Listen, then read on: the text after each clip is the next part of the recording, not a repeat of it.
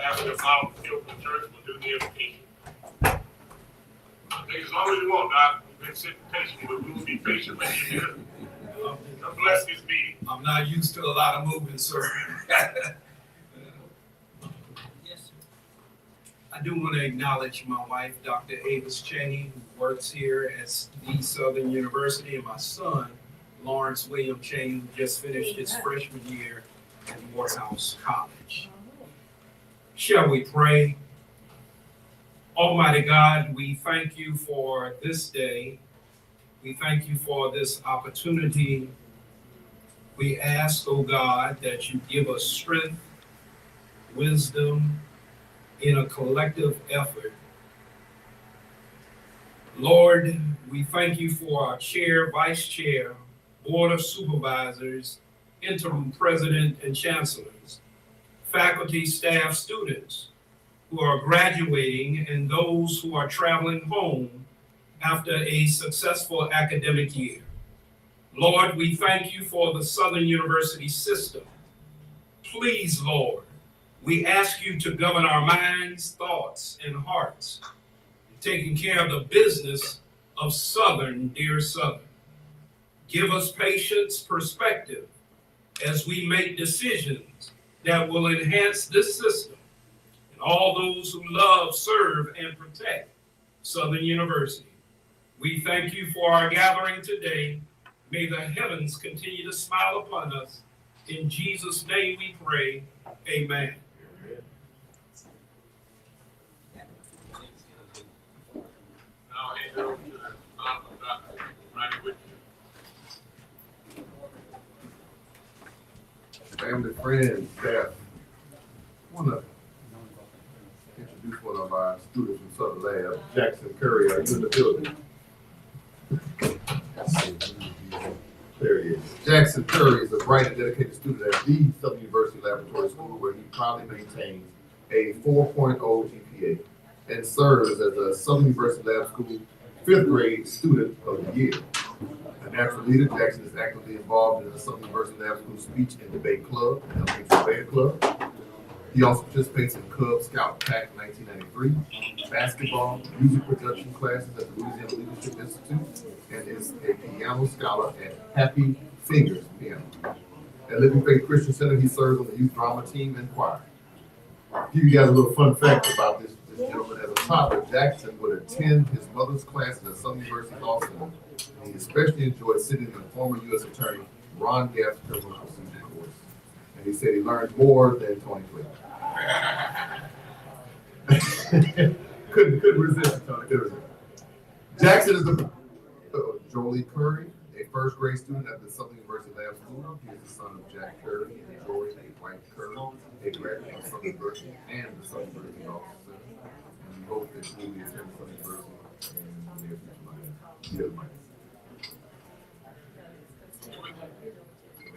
Come up with it. You got your suit on, Dad. You didn't wear that suit for nothing. Come on up.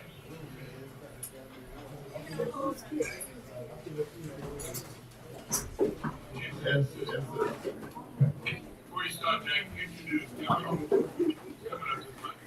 So, I have my mom and sister, my dad's here with me today.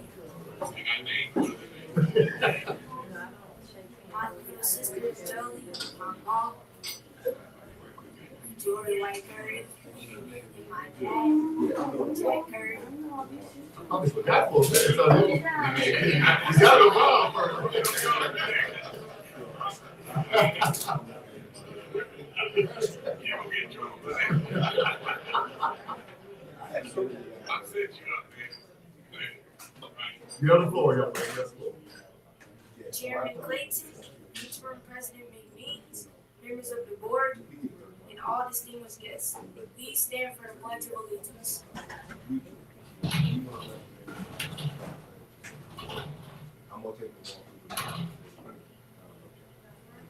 I pledge allegiance to the flag of the United States of America and to the republic for which it stands, one nation, under God, indivisible, with liberty and justice for all. Thank you. Jack, when you turn 16, you got a job in liaison officer over in West Baton Rouge as a clerk. All right? That's your first job off. Take care of you. Dr. Eric and whomever's in charge of above and beyond from the mic. I'm sorry. Whomever's in charge of it, and they mic.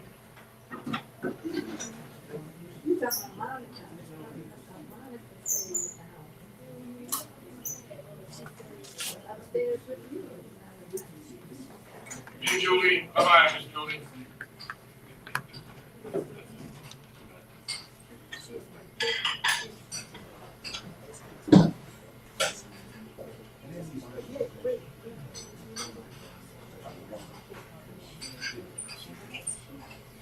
Good morning, Chairman Clayton, Vice Chair Abraham, members of the board, President McBean, members of the Southern University system, family, distinguished guests, colleagues, and friends.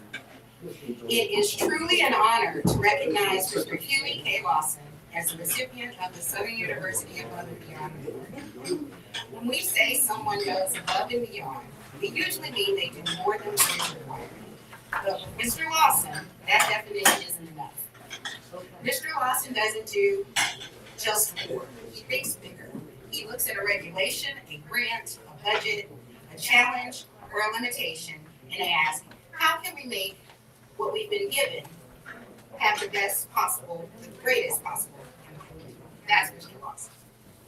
Now, I've never seen his official job description, but I imagine it probably says something like manage federal grant activities, ensure compliance, monitor budgets, submit reports, support institutional priorities, and make sure nobody accidentally violates federal regulations. He's very quick to tell us all here to live in orange. And Mr. Lawson does all of that.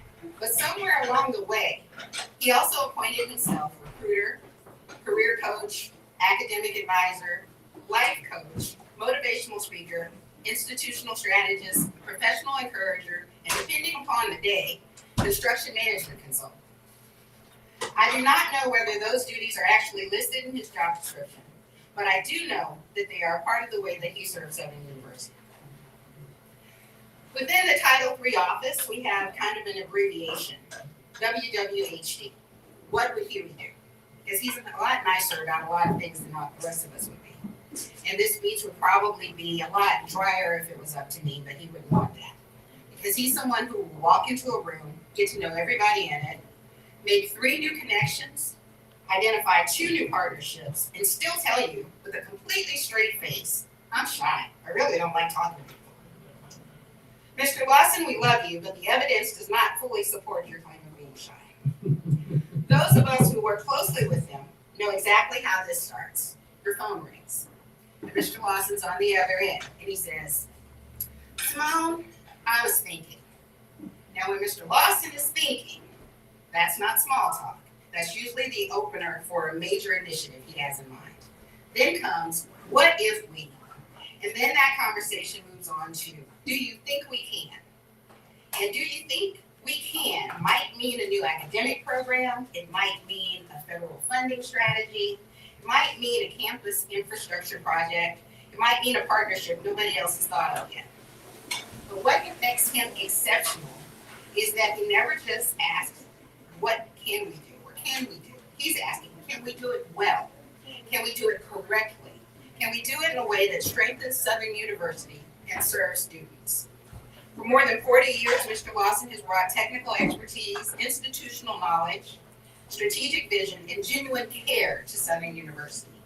He is known for understanding how to maximize the impact of federal grant dollars while remaining compliant with complex requirements. But he does not stop at compliance. He looks for transformation. He looks for opportunity. He looks for lasting impact. One of the clearest examples came during and after the pandemic, when the U.S. Department of Education allowed higher education emergency relief fund dollars to be used for construction-related purposes.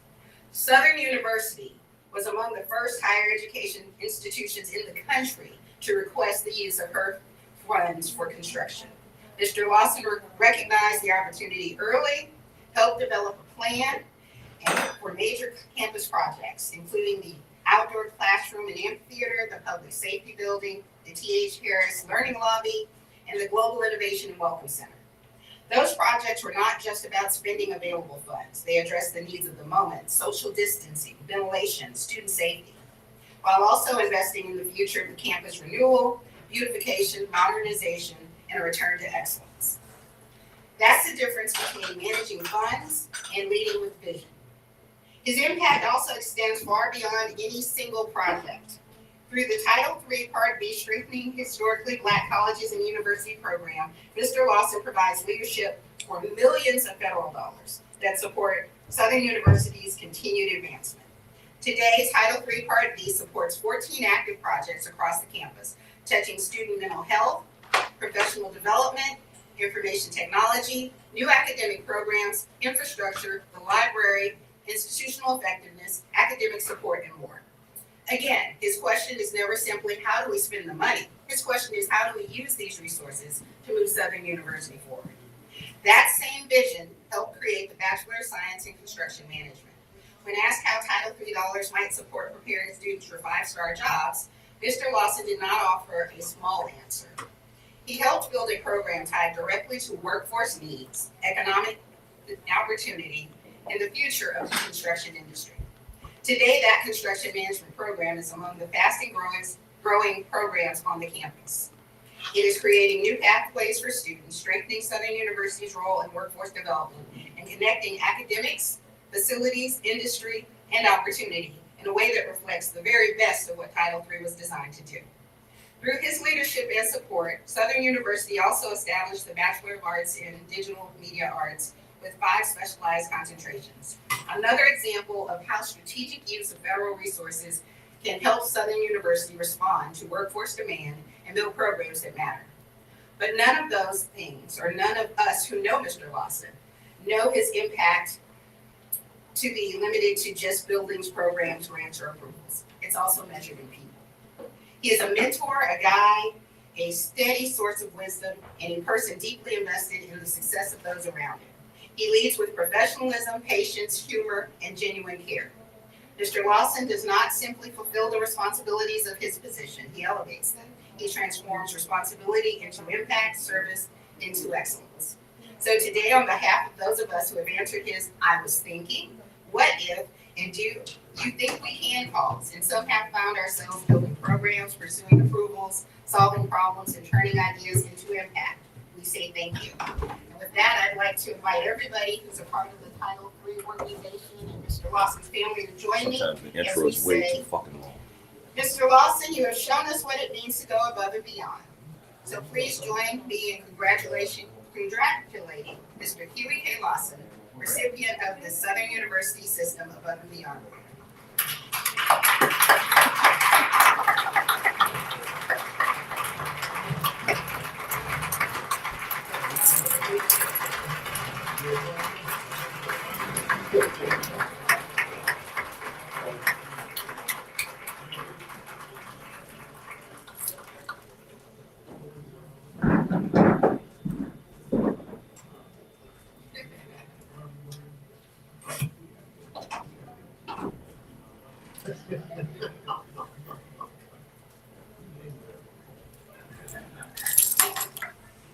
I'm very quite short of words. I'm speechless.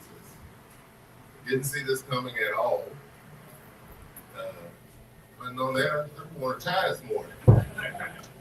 But first, thank each and every one of you here. I really feel blessed from the beginning. I'm a Southern University alum. Came to Southern at a full scholarship. Was blessed to get a great education. And it's impacted me throughout my life. Pardon me? But as I think back, it's only God's grace that I'm here doing what I do. I came back to Southern to teach for 1 year as a favor to Dave Burrell. After the third time he asked me. First 2 times I told him, "No, thank you, sir. I'm going to go get a little bit more experience, and when I leave, I'm going to go be president of Huey Lawson and Associates, engineering firm."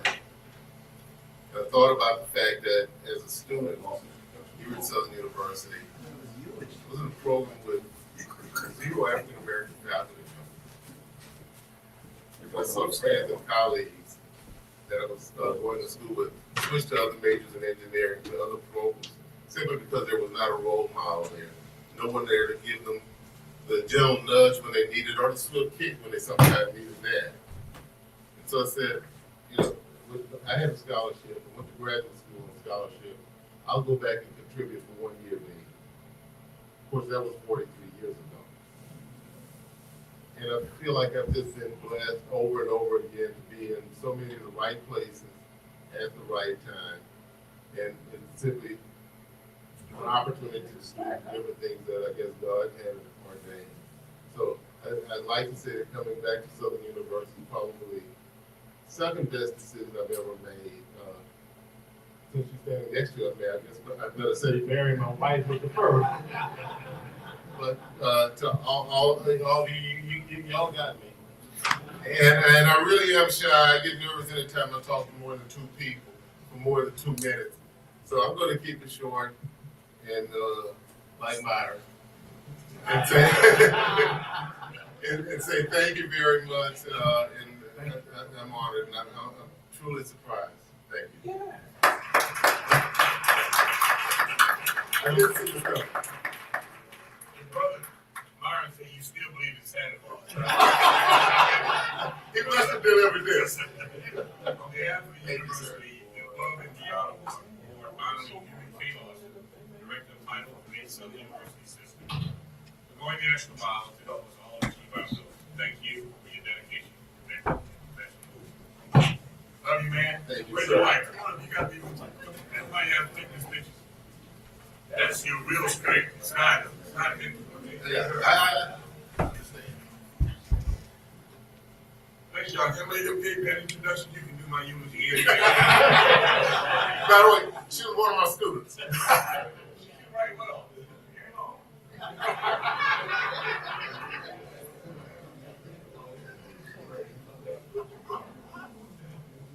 I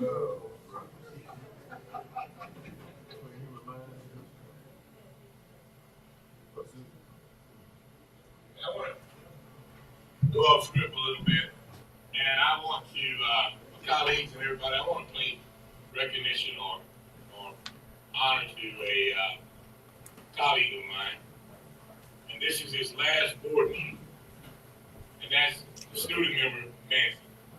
This young man is involved himself in our discussions, helped shape the trajectory of the law school, told us emphatically what we should be doing for students. I mean, he has been a proactive student member to this board. So join me, colleagues, and let's stand up and give this man a round of applause. Thank you for helping.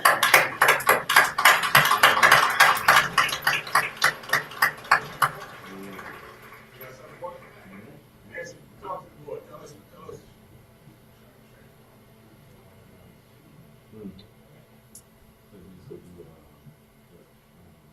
Good morning, you all. It has been the greatest honor to be a part of this board and to be involved in the Southern University system.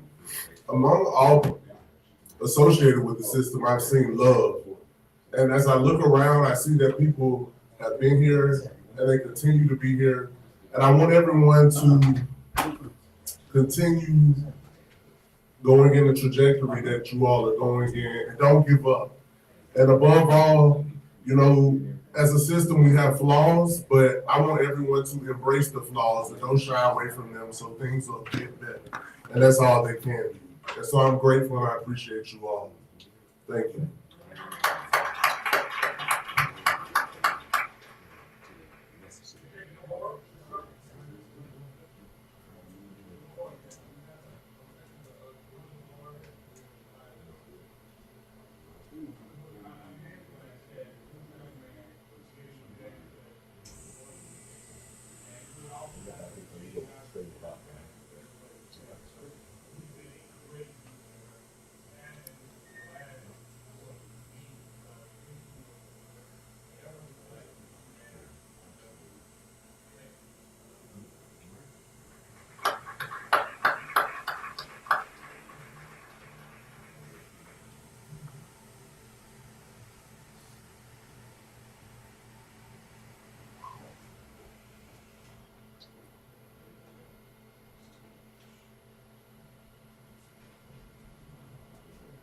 That concludes the special recognition committee. Now we go to the actual committee meetings, and I call on the Honorable Ann Smith to chair the Academic Affairs Committee. Call the roll call. Thank you, Mr. Chair. Roll call. Mrs. Ann, Academic Affairs Committee. Mrs. Ann Smith, Present. Ms. Mabel Gaines, Ms. Giselle Dudley, Mr. Myra K. Wilson, Mr. Henry Whitehorn, Mr. Eric Manzi, Chris Massengill, Reverend Dr. Samuel Colbert, Attorney Tony Clayton. Present. We have a quorum. Thank you, sir. Before we adopt the agenda, I would like to get a motion to refer E2 to next meeting. And I also would like to add, let me see, E2 to the next meeting. And number 3, I'd like to put it with the, well, I have to call his name, it is James Russo, to be approved with the retention, tenure, and promotion. It's been moved. Can I get a second? Second, we need to add the number, we add something, Okay. so I would, add that. But I have a question. 3, who's submitting 3? Is that you, Chair Sophia? She's adding 3 in another gentleman's name. Is that under your purview? Let me ask you a question. Traditionally, to do promotion and or to do tenure, those are 2 separate events, right? Well, they are tied, they're typically tied together, to the extent that if someone gets a promotion and takes at the same time, they're typically tied together. Chancellor Pierre, you're telling this board, I have a serious problem with the way you got it here. You promote the guy from assistant to associate, who's been here since 2022 and some since 2020, and they get tenure without a hearing on it, because you're promoting them. They're also getting a promotion and tenure. When traditionally, I've been on this board, it's been 2. You have a hearing on that, the faculty vested, but to me, that's a backdoor attempt, giving them 2 things. There's a lot of money that comes with tenure, doesn't it? Well, Isn't it? with respect to tenure and promotions, So let me ask about money. Is there money associated? there is, and it's a small amount. And then why isn't, so looking at all these folks, and we talking about budget problems, Madam Chair, refer some of them to another meeting. There's 10, 12 people here, and then this board has a right to know how much money you're talking about before we vote on stuff, and you put it in some big. Well, let me do this, I'm gonna ask Dr. Young, You can do it down this we one. went You through a just pick it process, back up. Gotcha. and we So followed the I'll come back process, to here and we have done everything that to we're get some supposed to do. Last month, the board approved promotion and tenure for a number of different people in Shreveport. We took all the appropriate actions, and I'll ask Dr. Young to explain what happened with this particular situation, why we are presenting it today. Yes, the addition, Good because morning. the other ones have already been Chair approved. Blake. Okay, Good morning, Chair Clayton, Vice Chair Abraham, President of the meetings. For your consideration are the candidates for tenure and promotion. Based on the 2017-2020 faculty handbook, the policy is written such that when a faculty member is promoted from assistant to associate professor, tenure automatically follows it. Now, the pay increase is attached to the rank, not the tenure. So for Tenure's not, you can give tenure to associate professors. They haven't written, they haven't published. No, they have. Yes, sir. It's a, What's saved for a full professor? I mean, what is that? I mean, 2 or 3 years and you're getting tenure already? Lockdown, interest, Smells good back here. monetary interest in this job. That's a lot. so a part of the tenure and promotion process focuses on 4 key areas: teaching excellence, scholarly productivity, mentoring, and community service. So faculty are expected to publish. We're moving from assistant to associate Now, professor I'm sorry that you And that's called up important. to address this. of the But process. promoting all these people and giving them opinion, this is not a popularity contest as to who can win over the most folks by giving an opinion. It's something, I'm not finished, Jack. But it's something that these board members have to painstakingly look at. How much money are they getting? So when Does you're it say promoting, here? it's not listed in Then this why are chart. we voting on something that's not here? And I'm not being disrespectful, but I'm only telling you that when you bring this stuff before this board, assume that you will be met with a very cross examination. Yes, I understand. So when a faculty member moves from assistant to associate professor, that comes with a $4,000 increase. And from associate to full, there's a $5,000 increase. Plus, we look in the departments as the lowest paid faculty member of that rank and make a good faith effort to bring them up to that full. So the cumulative amount for this tenure promotion request is $60,000. And that's for, More year? that's the total for the 14 faculty listed here. Now, there may be some variation when we talk about bringing the lowest paid faculty member of that rank to the floor. But the salaries are already below SREB average.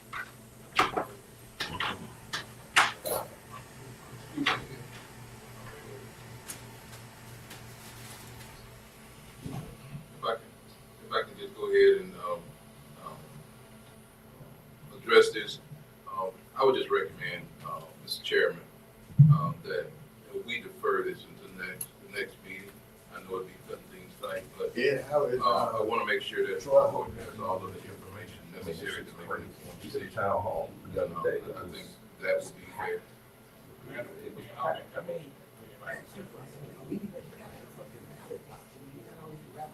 The motion, okay, you can finish.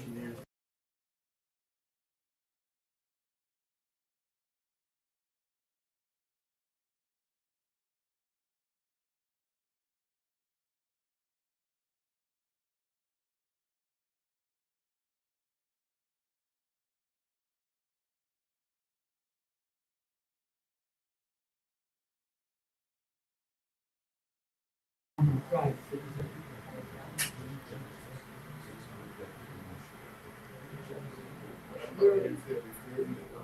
Right, I said before. Yeah. Unanimous, and I said, before you do that, then so that's, I wasn't gonna vote for it, it wasn't gonna Wait a minute. get. You couldn't get on So I'm just gonna remove it until, I'll ask that both of you remove it until the next, Okay, so, and then I'll ask for a motion. yes, that's what I'm saying, we need a motion to adopt the agenda or whatever. All right, at this time, I'll take a motion to adopt the agenda. So moved, Madam Chair.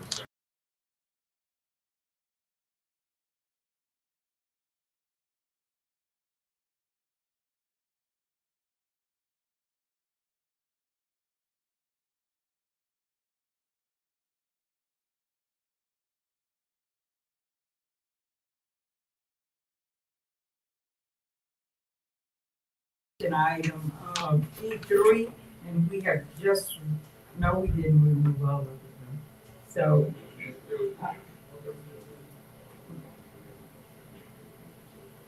okay.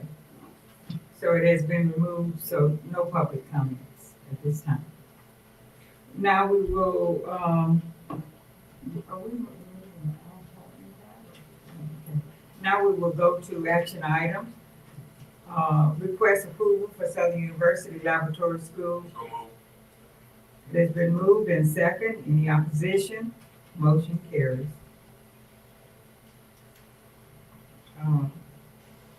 We'll go to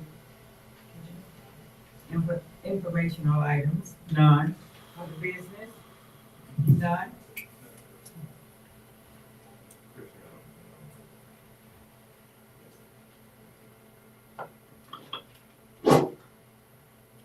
Testing, thank you. Thank you, sir.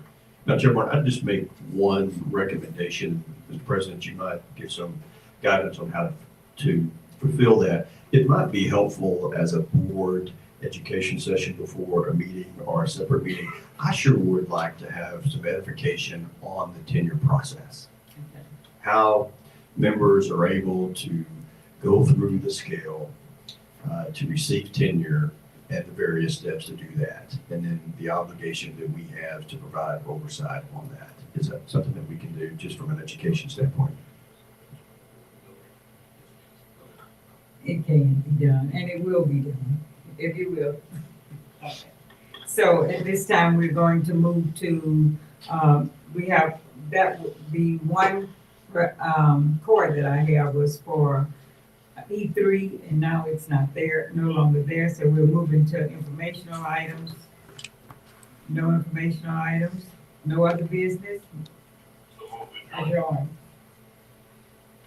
It has been moved, no second? Second, and second. Next we call on the Great Honorable Reverend Donald Ray Henry to chair our Facilities and Property Committee. You do a great job, Mr. Thank you, Mr. Chair. At this time, I call the Facility and Property Committee to order. Roll call, Mr. President. Mr. Donald Ray Henry, Present. Ms. Maple Gaines, Mrs. Zell Dudley, Mr. Chris Massengill, Mr. Paul Matthews, Attorney Warren Rutledge, Attorney Abram Shorty, Here. Mrs. Ann Smith, Dr. Ronnie Whitfield, Attorney Tony Clayton. You have a quorum. Thank you, Mr. President. At this time, I will entertain a motion to adopt the agenda. It's been properly moved and second, all in favor? All opposed, motion passed. At this time, do we have any public comments twice? Action item E, we need approval of the board resolution for student housing facility for the 5 and 2 beds. I think we need the resolution to go to the fourth bond condition. May I have a motion and second? It's been properly moved and second. All in favor? All opposed? Seeing none, motion passes. At this time, we will have item F, informational items by Honorable Mr. Ken Dawson, facility update, and make sure we emphasize the lab school with details. Yes, So yes, sir. the chair will not interrupt my meeting. Before you get started. Congressman Fields called me, said, Tony, there's $7 million we put aside. What's going on? Get on it. I didn't know, so I called Reverend Henry. Within an hour, there was a conference call with the Congressman and Reverend Henry had folks from the legislature on the line, Ken Dawson, the Congress. He found the $70 million, stated what priority was in it, was attempting to move it up to priority 2, explaining all that to me, but I'm gonna tell you folks, we have a heck of a chairman of facilities, because he went to work and found that money. That's not saying he's gonna have it by a couple weeks from now, but he found it and he said we gotta move it to priority 2, whatever all that means. But thank you again, so I won't interrupt, but I'm honored with this man doing for us as the chairman of this committee. Yes, sir, and I thank him for his support, and you, as Chair and Vice Chair Abraham and President McMeans and the facility chair, Donald Ray Henry, he's definitely someone that I talk to quite often. And just to give you, we do have the money moving forward with the lab school. We don't schedule things, it's still done by the state, but we have been right on them the entire time. It is moving forward well, so we're very happy about the status of things with the lab school. So what I want to do briefly to kind of move through some of our projects. I mean, this is the STEM building as you see as it depicted, but that is the actual STEM building as it is today. As you can see, I mean, the skyline, I should say, the landscape of the university is definitely going to change. We're very proud of that building. It's moving on schedule. I mean, there haven't been any significant issues. It is a CMAR, so we're very happy with the status of that. The Law Clinic Annex, I mean, that building, as you see there, is being built. We have the brick on the building now. We'll be moving into interior spaces very soon. This space is the law library that you can't see from the exterior, but it is inside the building. That's a complete renovation of the law library. We just got some additional dollars working with Mr. Hall, and also we're working with the chancellor of the law center, some additional dollars. There's some More things will be done on the second floor to enhance that particular project. And that second phase of it is on board to finish that design. So it's gonna be an incredible addition and enhancement to the law library. High-tech meat lab and processing plant, that project is going now. As you can see, they're working on the inside. There will be some exterior work that will be done later. The Suno Nursing School. I already have my project manager and Chancellor Bowie, who watches everything from his window to make sure that it's done correctly. So,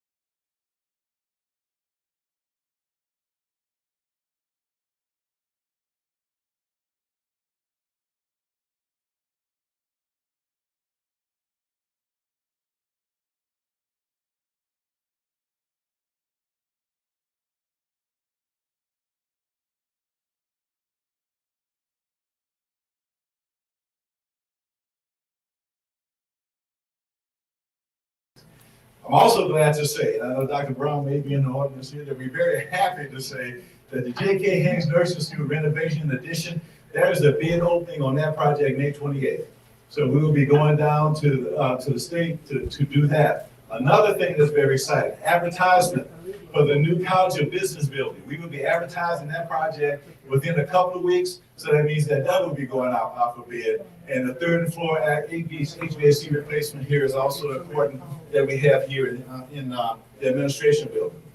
Just to tell you a couple other things, there is a ribbon cutting. I know that Ms. Gaines and Ms. Smith asked me about that. There was a student that was killed at the corner of Scenic and Harding a few years ago. And the Move Baton Rouge project was to do some crosswalks and some signaling to make that a safer space. I'm glad to say there's a ribbon cutting on that project that will be happening May 20th. What I'm gonna get Ms. Tracy to send the information out to all the board members for that project. That is an important piece of infrastructure and safety infrastructure that we will have in place. On the egress road, Mr. Chairman, we're still working on that, to have that, let's see, I think we have someone that's constantly checking with our federal agency to make sure as they release that money, we're gonna get it and we're gonna move forward. We have engineers in place to, as soon as we get it, we got a process plan to start that design. We also have a Visit Baton Rouge grant, thanks to Dr. Merritt. It's a Visit Baton Rouge grant. We're gonna have kiosks and informational signage out here on the river. That will be some of the kiosks that will be active, but it's gonna be able to tell the university story. That's a grant of about $250,000, I think that, and there is no matching. Another thing we have EV charging stations. The grant they gave us 4 EV charging stations on campus. They're located over near the Welcome Center. So it's a great opportunity because in this corridor, there are not many charging stations, and we will be able to set up an account. When someone drives on campus, charge, that money will go to the campus. So it is a revenue generation. We're constantly moving with the mega shelter. There's some process of moving there. Mr. President, I know that's important to the Ag Department and also to Dr. Walker. Also, Mr. Chairman, we asked that we bring in a Corps of Engineers. We have the Colonel that will be coming here. They're gonna have a trip to kind of look at the bluff and what we're doing there, but I know we're gonna try to schedule with our meeting because I know you wanted to have them to visit our meeting too. So the bluff project is getting some traction and we're happy to say that. So again, those are some of the things that we're doing. We thank you for your support and we continue to working with our legislators and our congressional delegations to make sure we get these projects done. So that ends my informational report, sir. Thank you and I talked, I don't know, Tracy, Dr. Gerald and I spoke with my vice chair about asking, I wanted the president of the entity to come up here. We've had several hours before we had to shut down classes, guys, because of this crisis. So I couldn't make the meeting Tuesday. We're gonna reschedule it, right, Dr. Gerald? Yes. But that meeting, colleagues, will be General Honorary, Vice Chairman, Rudders, many of you who want to come. We'll sit down with the energy and let's look at the grid. Let's see who's responsible for this. Reggie, Mr. Abram has educated me somewhat on how it works, but I want energy at the table to say why we still stuck with this 1940 on the grid or whatever we're on and what needs to be done. So I want to commend you on that. But I want you colleagues to know that Reggie and I are constantly working. When during the off, we're not meeting, we're having meetings with Donald Ray, and down at the list, all of us guys, particularly evangelist guys, we are staying on top of it. But speak, if you will, to this energy piece that all week. While I be off base asking energy, why can't y'all help us redo this grid system? Tell the board about that. Yes, we should briefly talk with them, and the meeting is being scheduled, sir, but we want to make sure we got in conjunction with your schedule. So we're looking for the dates of your availability as well. Yeah, they are talking about some possibility of how they can be able to aid our infrastructure here. And what they have is like a facility program that they may be able to work with, kind of taking over more responsibility to make sure the facility on the campuses are maintained. So that's a discussion that we had to try to look at that, and they will be moving forward with that at our next discussion. Mr. Abraham told me something about a feeder. I don't know what he means by Oh, feeder, well, but yeah. I'm thinking on that Tony Clayton Road, we can put some feeders in there. Huh? Oh, yes, sir. This is a program called the Power Through Program with Entity. And let me tell you something.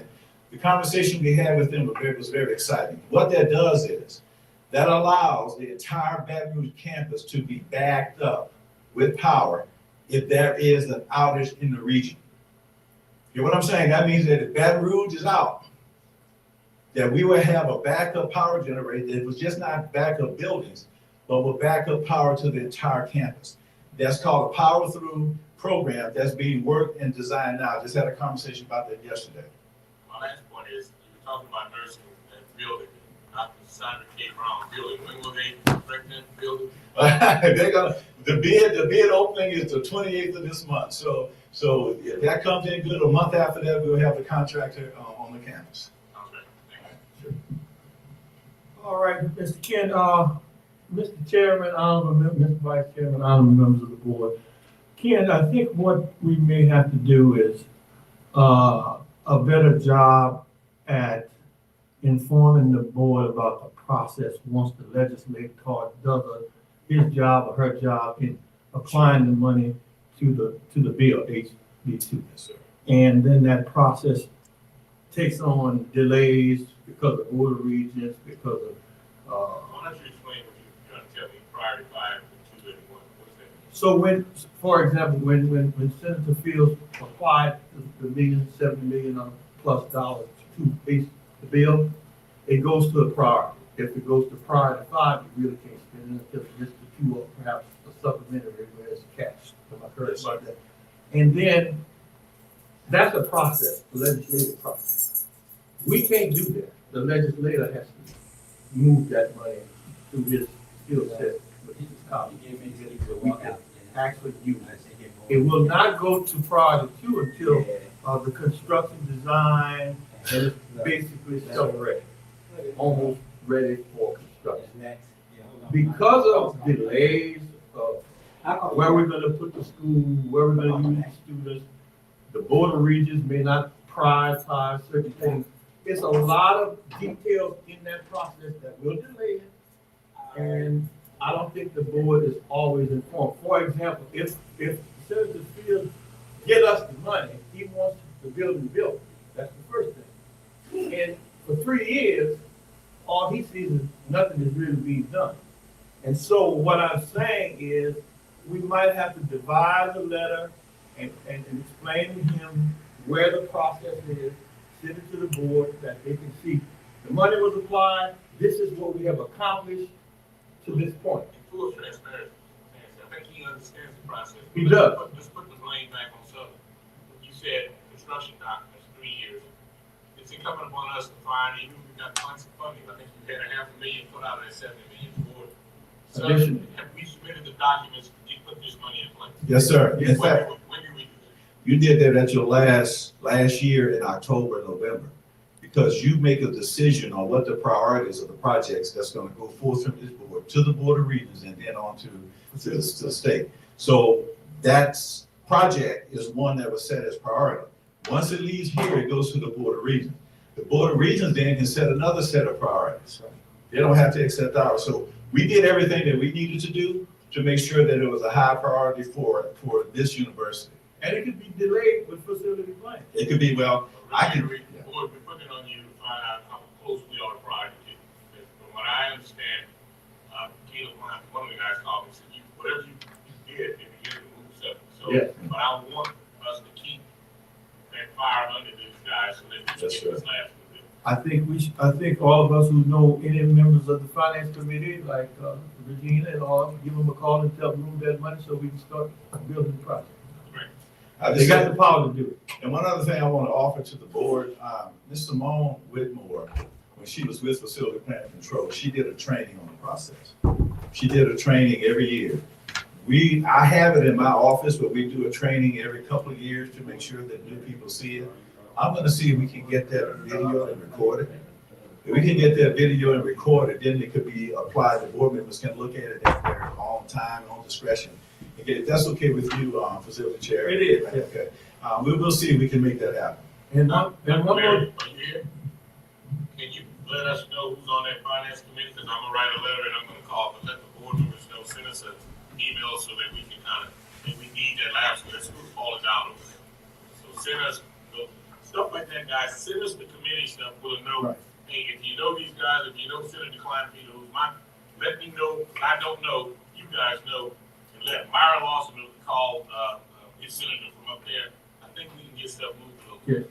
and another important document we need right now immediately is the commitment letter from the governor. So, Reggie? So give him a call to do this. All right. That's a very important document. Thank you, Mr. Ken. Well, Do we have any other questions Transition out of this. other about meeting. this presentation at this point? Not yet? You sure, Mr. Chairman? fine. How's it? All right, thank you, Ken, appreciate you. Do we have any other business? Seeing that there's none, I will entertain a motion to I can't. adjourn. Yes, sir. It's been properly moved and second, all in favor, Yeah. Let me try that. motion passed. Gentleman from Central Louisiana will chair the finance committee, Mr. Myron K. Lawson. So it's Huey K. Lawson and Myron K. That's like something known or something. Leave that on. Can't but keep it to myself, it is. Finance committee now call order, roll call, Mr. President.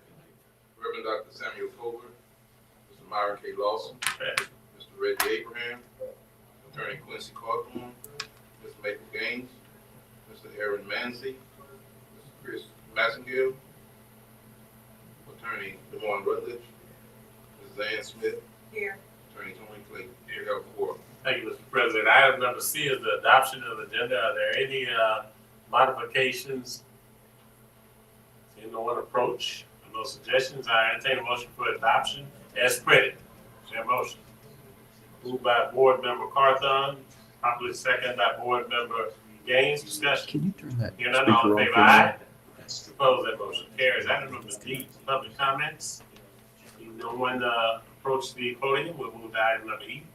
Action items. F. The action items.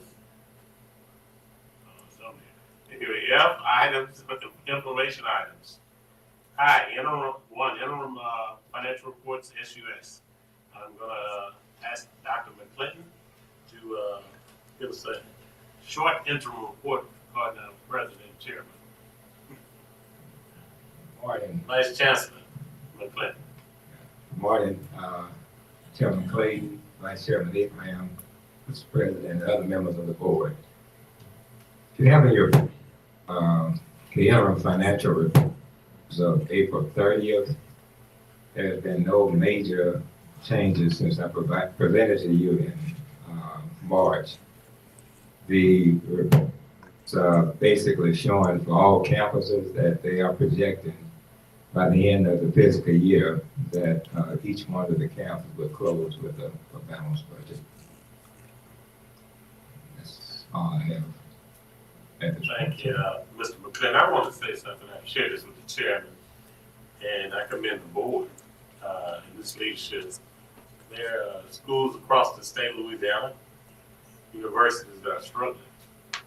We certainly need some help, but we're not one that would be probably in the category of most of the universities. Is that correct? And it's to the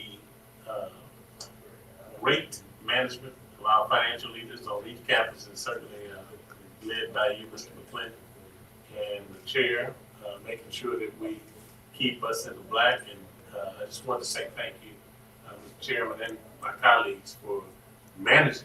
That is what we do, managing this system to keep us where we can operate in a positive position. Any other business needs to come before the Finance Committee? Mr. Rutledge. Mr. Lawson, I echo your observations regarding Mr. Clinton.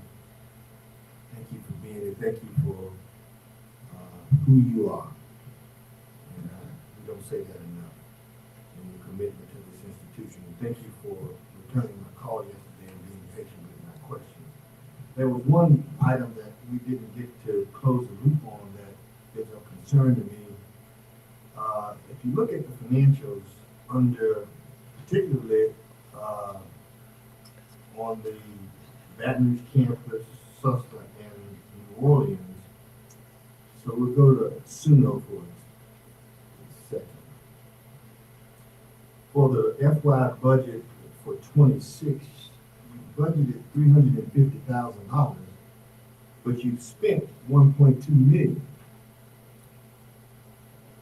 I know you were going to try to run that to ground, Mr. McClinton. I don't want to. I called him because I don't want to ambush anybody, but this is. I don't understand how this is possible. And what's the source of the additional $850? I did speak with Vice Chancellor Julie Brento, and as I looked at it, I noticed that happened with the small amount for the Baton Rouge campus, a large amount for Suno, and a larger amount for Susta. And I did speak with Suno and Susta because of what the Baton Rouge was minor. The first thing I looked at when I observed those statements, number one, they had an increase. Each one of the campuses had an increase in enrollment. As a result of the increase in enrollment, normally you would have an increase. You can't have an increase in scholarships. You can have an increase in out-of-state fee waivers. You can have an increase in tuition exemption. You can have an increase in a number of things. I didn't get to detail what caused the increase. The amount is substantial in terms of a percentage. What I can do is get that information and provide it to you in more detail. But I do realize that anytime you have an increase in a substantial increase in enrollment, and also in the other areas as I just mentioned, it can happen. It's real large. So I would suggest that I provide to you more detail in terms of what caused the increase. The one for that was very small. And I think that these campuses ought to be tasked with giving an explanation for this. So let's go back to Suno for a second here. Fall 25, the projected budget, self-generated, which is going to be tied to enrollment, correct? That's correct. Is 3.7 million. Their actual number was 4 million, which represents an increase of $300,000. All right, so now if I saw a $1 increase in the scholarship, I would say, okay, well, that correlates to that. But they saw an increase of $300,000, but they spent an additional $1. Right. So is the Vice Chancellor from Suno here? Yes, sir. Can he come to the mic and tell us under what circumstances is this possible?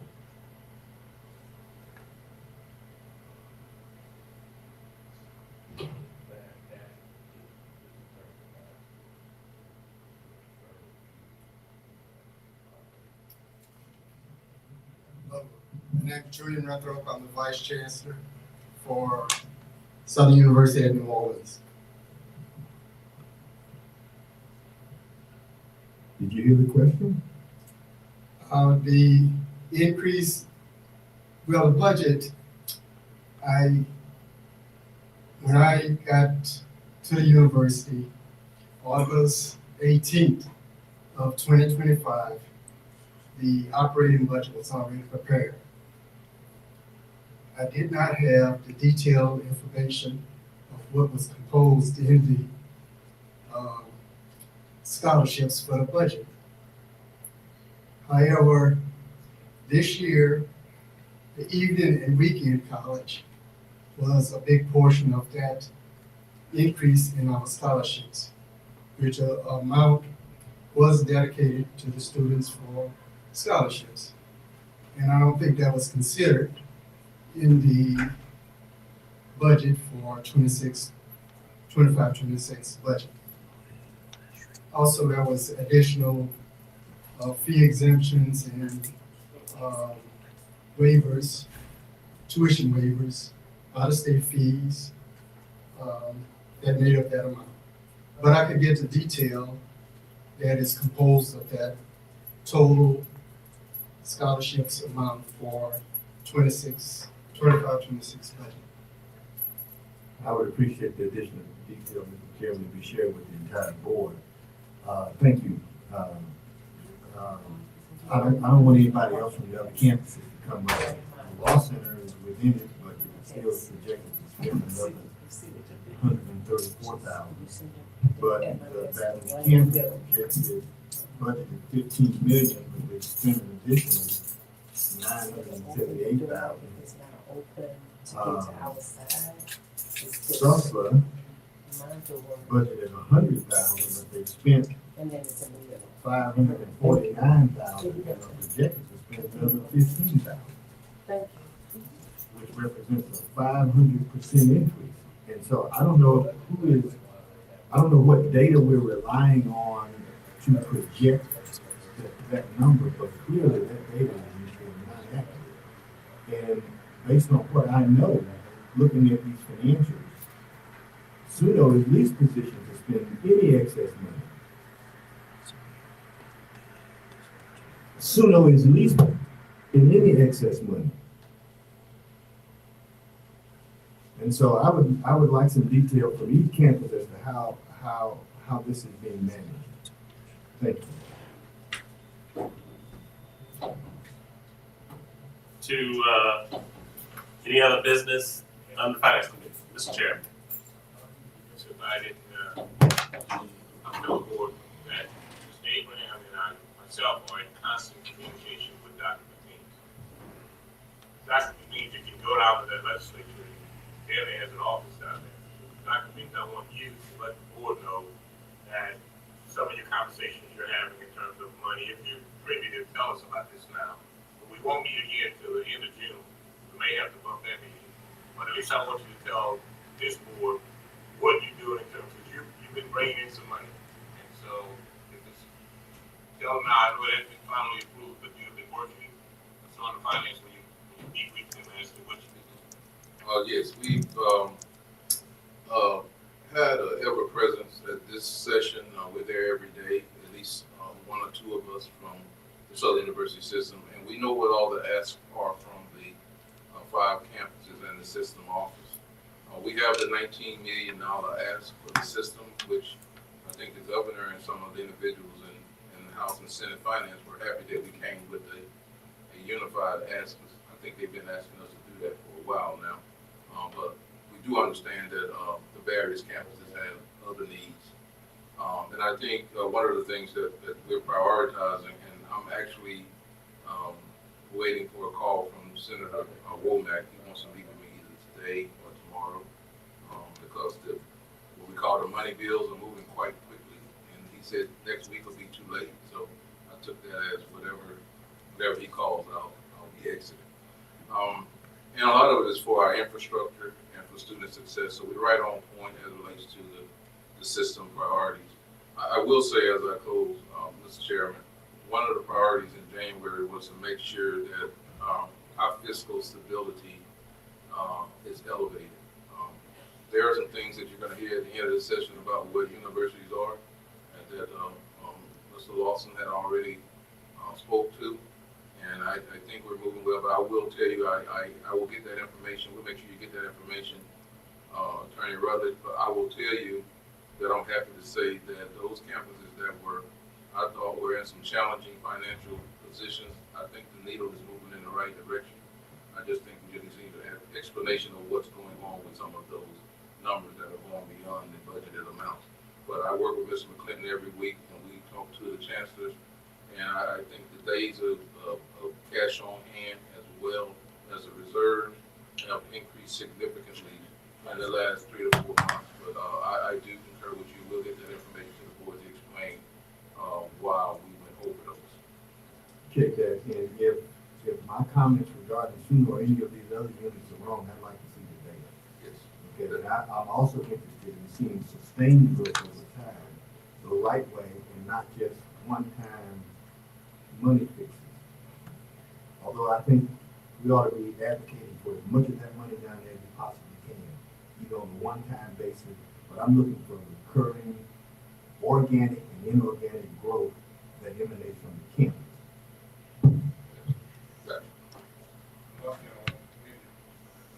President, he's the hardest working interim president seen in quite some time. And lastly, Mr. Rutledge's comments just put a chilling effect on the chancellors and your finance folks.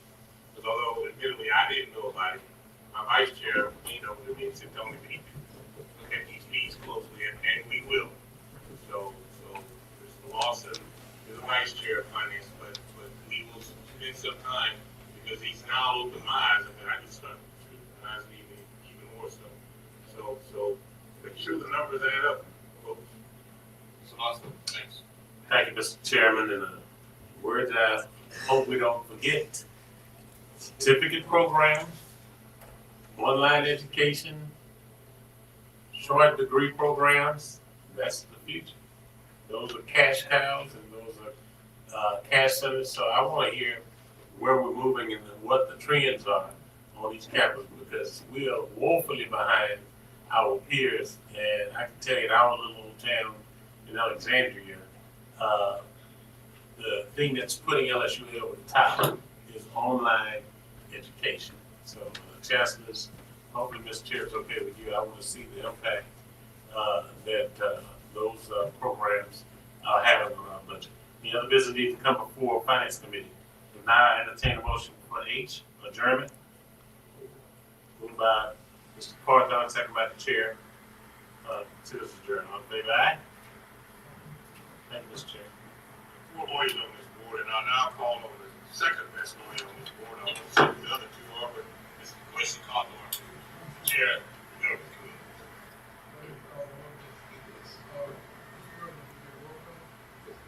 Reverend Dr. Samuel Colbert, Attorney Quincy Cawthorn, Mr. Harold Manzi, Mr. Chris Massengill, Attorney DeMoine Rutledge, Attorney Edwin Shorty, Mr. Henry Whitehorn, Attorney Tony Clayton. Have a quorum. All right, I'd like to entertain a motion to adopt the agenda as written. You got it first, you get a second? Have a second, Brother Manzi. No opposition, move forward. Any public comments? Seeing no one approaching the podium, we'll move forward to the action item E. If there's no questions on item E1 and E2, I would like to do a motion.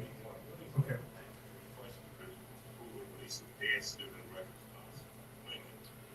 Can someone explain that to me?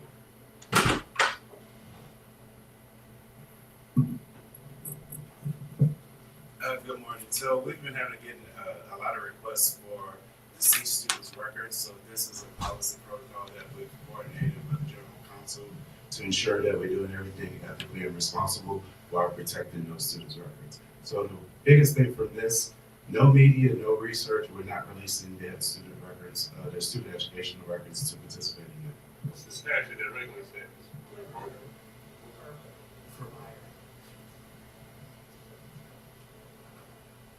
You got talking to me, I don't want to hear this. Governing student records is FERPA, but it doesn't apply once the student passes, so we have to have an internal policy. If you want to have. Policy, I hope to be in FERPA. The student records ought to be private forever. That's what they're trying to do, is establish protocols internally, because FERPA doesn't apply to deceased students. So whatever you just said will actually stand for FERPA, protection of the privacy of these student records. Yes, sir. And I move that we pass FERPA. Can I get a second? All right. E1 and E2 at Global. We got a first and a second on the floor. Can I get a vote? All in favor? Aye. No opposition. Moving forward to, information item F. There it is, information items at this point. No, any other business? At this point, I entertain a motion to adjourn. So move first and second. All in favor? Aye. No Since you have the microphone, Mr. Martin, will you now chair the legal affairs committee? All right, can I get a call to order for the Legal Affairs Committee? Can I get a roll call, Mr. President? Attorney Quincy Calderon, President. Attorney Demar Rutledge, Mr. Zell Dudley, Ms. Maple Gaines, Mr. Aaron Manzi, Mr. Paul Matthews, Attorney Edwin Shorty, Mr. Henry Whitehorn, Dr. Ronnie Whitfield, Attorney Tony Clayton. Here. Report. All right, can I get a motion to adopt the agenda as written? We got first, second. All right, all in favor, say aye. No opposition. Move forward to public comment. Is there any public comments or action items or any other items on the agenda? No one approaching the podium. We'll move forward to action item E. Is there any questions about either one of the contracts before the committee at this time? Yes. All right. I respectfully ask the board's consent that we defer item 1B to when we have this major global discussion about tenure. Since this one affects tenure, let it fall within the purview of whatever we're going to do when the president and all the chancellors answer our questions about tenure earlier. That would be action One item B. 2. I'm sorry, E1. I'm sorry, E2. My bad. Is this the K-12 management contract? Sorry. Is this the K-12? We're on legal affairs. All right, guys. My Adderall. Let me check. Let me check your can. So you withdraw your motion?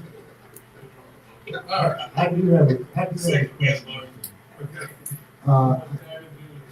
Is Mr. Brisker here? Come on up to the hot seat. How many students do we currently have in this online?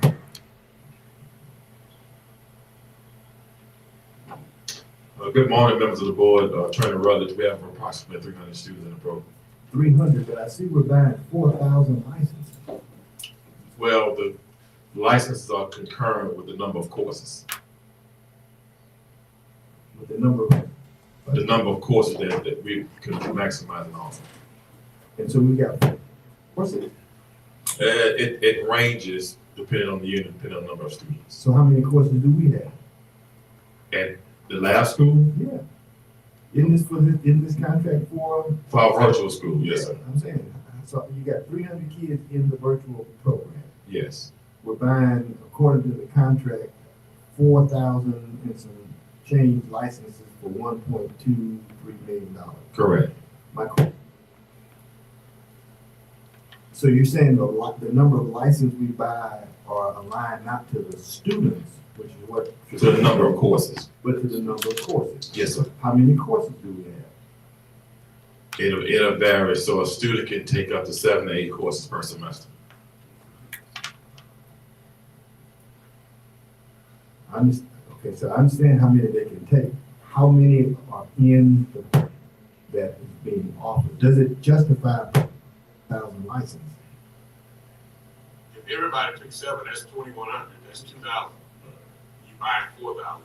Why? And that may be unfair. What legal, Mrs. Blanche, within our staff negotiated this contract or reviewed it? This contract was negotiated by our Associate General Counsel, or reviewed actually by Associate General Counsel Beener, but typically our office, if we're requested to negotiate, we will, but if not, then we look at it just to determine the appropriateness of any legal compliance. All right, back to you, Mr. Bristol. Do you think we need 4,000 licenses? Are you comfortable with this? I want to answer the question appropriately, so let me get back with you. All right, well, Yes. we're getting ready to vote on it, and I don't want to hold you up by pushing this back, but it just that number just stuck out to me. And I don't wanna be a clog in the wheel here, but if. No, but it needs to be done right, so for you to come back, it is what it is.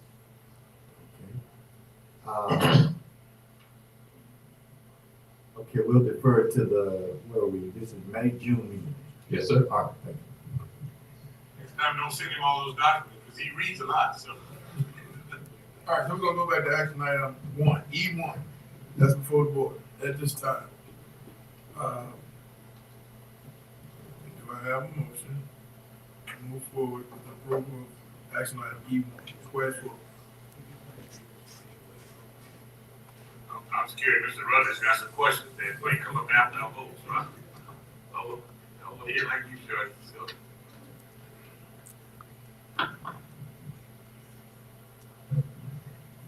so. So good morning again. So the watermark contract, it's our accreditation, our self-study, our planning, it's our faculty success, where we develop a company's their directory. We do our course evaluations. So for us, we have 2,000 courses that we offer this spring. We had up to 87% participation for that. We're negotiating to add all of the staff evaluations per your accountability request. All of the Baton Rouge employees will be added to this platform so we can do the annual evaluations and keep oversight. I feel like I'm missing something, but it's pretty much everything we do to make sure we have oversight and accountability and responsibility for every facet of every office that we move forward.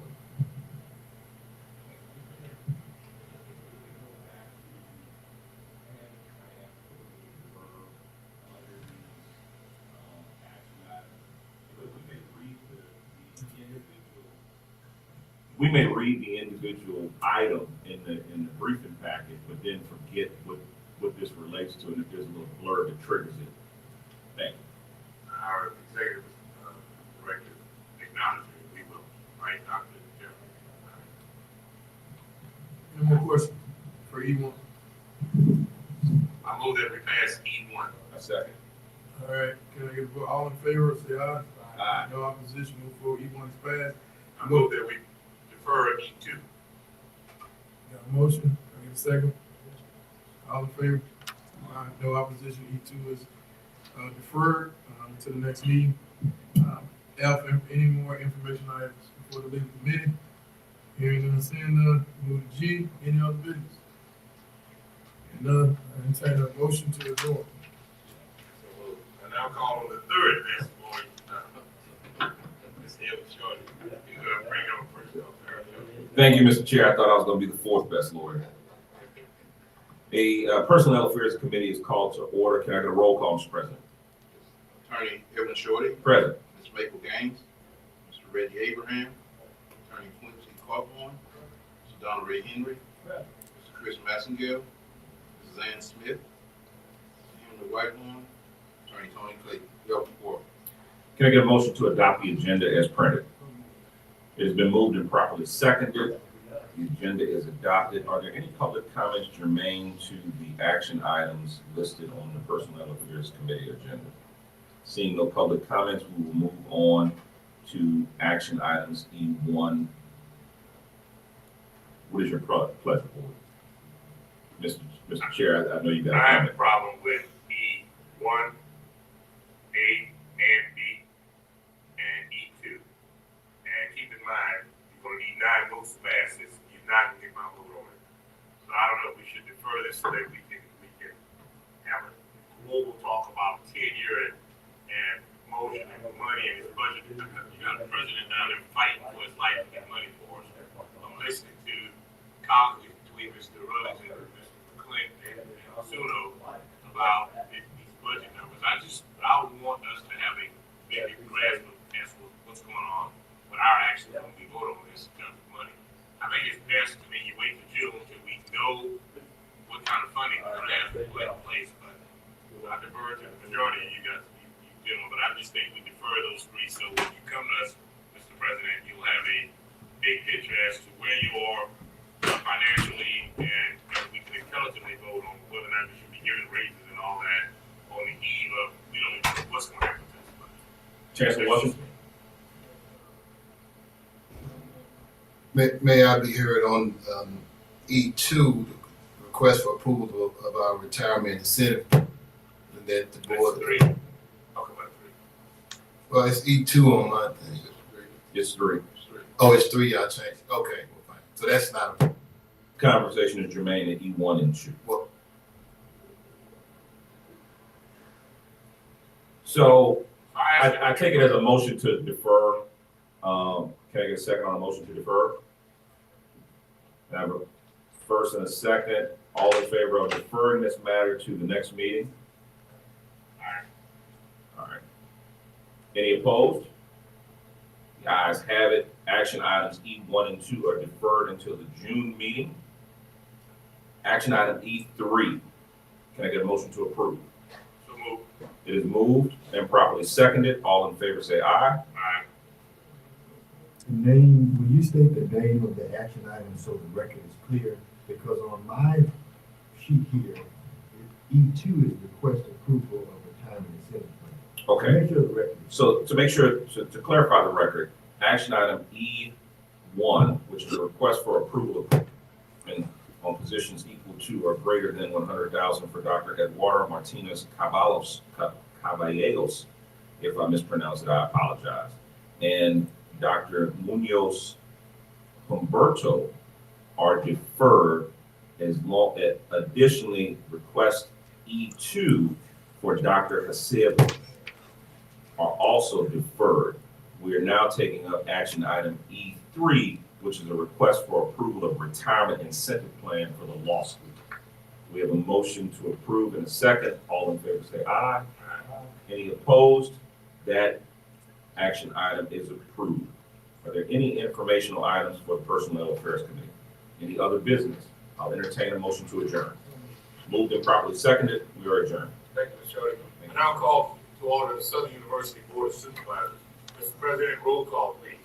Attorney Tony Clayton, Here. Mr. Reggie Abraham, Attorney Quincy Cawthorn, Mrs. Zell Dudley, Ms. Maple Gaines, Mr. Donald Ray Henry, Mr. Myron K. Lawson, Mr. Aaron Manzi, Mr. Chris Massengill, Mr. Paul Matthews, Attorney DeMorne Rutledge, Attorney Edwin Shorty, Mrs. Ann Smith, Reverend Dr. Samuel Tolbert, Dr. Ronnie Whitfield, Mr. Henry Whitehorn. Number 4. Thank you. I see a motion by Mr. Don Ray Henry, second by Mr. Shorty to adopt the agenda. All in favor of adopting this agenda, say aye. Any opposition? Hearing none, the agenda has been adopted. Any public comment germane to what we have on this agenda? See one person coming forward. Come on up, Don. How you doing today? I'm doing well, Chairman Clayton, apart from faculty being angry and disappointed. Really, my comment, good morning, sir. And really, we appreciate your fantastic job, including that of Vice Chair and my good friend, the Academic Affairs Chair, Madam Smith. I've told her several times, she's closer to faculty than other board members, so I don't hide it. But, Chairman, I know you, during a committee report, the task force report, you mentioned faculty involvement almost 4 times. I feel like crying here. My colleagues scheduled for tenure promotion, they would work their way up to date. Chancellor Pierre was right. Madam Vice Chancellor was right. They follow the handbook. The only thing they get is 4,000, 5,000, no more than that. So for them to have been removed temporarily, we are not happy. I'm also happy you have the power to use your discretion to push it forward while we discuss with the Chancellor and the Vice Chancellor. I just wanted to let you know that the faculty is not happy. 2 items removed from the agenda today are those affecting faculty. Thank you so much. Thank you. At this point in time, we move on to resolution. We heard you, Mr. President, and but our job is a fiduciary duty to the students, the faculty, the citizens, the taxpayers. And so see this board move collectively like that, we're doing the bigger picture of doing our job. I understand the faculty wants raises, everybody probably want raises, but it's our job as a board to make sure that we set policy. So that's all we're doing, and it's not personal. We love our faculty, but we have an obligation to the people of this state to make sure that we vet everything that comes forward. But that resolution. Dr. Barrett. Good morning, Mr. Chairman, Mr. President, Mr. Vice Chairman, members of the board. We have before you today for your consideration several resolutions of condolences to the following families. The Herman Weston family, Reverend Herman Coach Weston, was an ordained minister marking the beginning of a life devoted to both faith and service. He April 10th, 2006. The Edward Finch family. Edward Finch graduated from Lake Providence High School and later attended Southern University, where he distinguished himself as a student leader, serving as Student Government Association president. He continued his academic journey at the Southern University Law Center, where he earned a Juris Doctorate. He passed away on April 15th, 2026. The Myrtle Lee Joyner family. Dr. Myrtle Lee Ricard Joyner was a proud graduate of the Southern University Laboratory School, class of 1956, and Southern University A&M College, where she reigned as Miss Southern from 1959 to 1960. She was a retired instructor in the junior division at Southern University A&M College. She April 16, 2026. The Shirley London McCrae family. Shirley Dean London McCrae graduated from West Livingston High School in 1960. She went on to attend Southern University A&M College, where she earned a Bachelor of Arts degree, and she pursued advanced studies, earning a master's degree plus 30 from Southeastern University in Hammond, Louisiana. She April 21st, 2026. The Dr. James Lorenz family. Dr. James Lee Jim Lorenz, former Chancellor of Southern University and A&M College, and a native of Alexandria, was a distinguished scholar, educator, and to earn a Bachelor of Arts from Loyola University in New Orleans, a Master's in Urban Affairs from the University of Wisconsin-Milwaukee, and a PhD in Political Science from Louisiana State University. He April 21st, 2026. The Melvin Robinson family. Melvin Hilliard Robinson, a proud graduate of Southern University and A&M College, earning a Bachelor of Science in Recreation and Leisure in 1959, distinguished himself as a commander of a Persian Rifles Precision Drill Team and was a devoted member of Omega Psi Phi fraternity. He was a retired director of intramural sports and recreation at Southern University and A&M College. He passed away on April 27, 2026. The Charles Dedrick Rowley family. Charles Dedrick Rowley was a proud graduate of the class of 1998 of Southern University Laboratory School, where he graduated with academic honors, and Southern University and A&M College, where he earned a degree in information technology. He was the brother of Ms. Kim Butler, Academic Services Coordinator in the Office of Academic Affairs at Southern University and A&M College. He passed away on April 29, 2026. The Leela Anita Rose Harrison Taylor family. Leela Anita Rose Harrison Taylor was the salutatorian of the Southern University Laboratory class of 1955, a 1958 magna cum laude graduate of Southern University and A&M College, and she was initiated into the Beta Psi chapter of Alpha Kappa Alpha Sorority Incorporated. Ms. Taylor dedicated her life to the profession of education, serving students at Eastern Michigan University and Southern University and A&M College, where her commitment to teaching and student development left an enduring impact on generations of learners. She passed away on May 3rd, 2026. And the family of Aaron Bryce Dartest. Mr. Aaron Dartest of Lafayette was the nephew of Dr. Laura Young, Vice Chancellor for Academic Affairs at Southern University and A&M College. He passed away on May 5th, 2026. Mr. Chairman and members of the board, we also have one additional resolution for your consideration, and that is a resolution of commendation to the Honorable Quentin Wiltz. Quentin Wiltz, a distinguished graduate of Southern University and A&M College with a Bachelor's of Science degree in mathematics, was elected mayor of Pearland, Texas on May 2nd, 2026, and he officially was sworn into office on May 11th.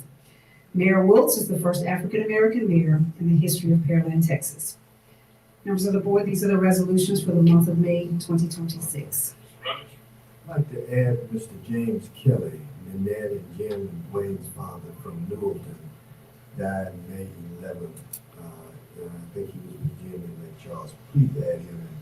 I've spoken to Nanette and Tracy. She's going to provide me with the obituary when it's complete to give to do the resolution. Yes, sir.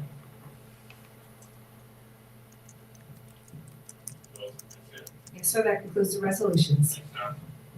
Move on now to action items, F1 and 2, request for approval of the prior minutes and, sorry, I move. second that we adopt the resolution that we presented, including the one with Mr. Kelly, that was mentioned by board member Rutledge. All in favor? Any opposition? We now move over to action item F1 and 2, which is the approval of the prior minutes and approval of committee reports. Move. Second by Mr. Carter, all in favor? Any opposition? Hearing none, both action items are approved. Next information item, Mr. President, your report, sir. Yes, you should have been receiving my weekly reports. I already talked about the session. The only thing I'll say about this session is that it's, in my opinion, a very consequential session because when we start talking about formula as well as the metrics of how we're going to be judged fiscally, to me is alarming.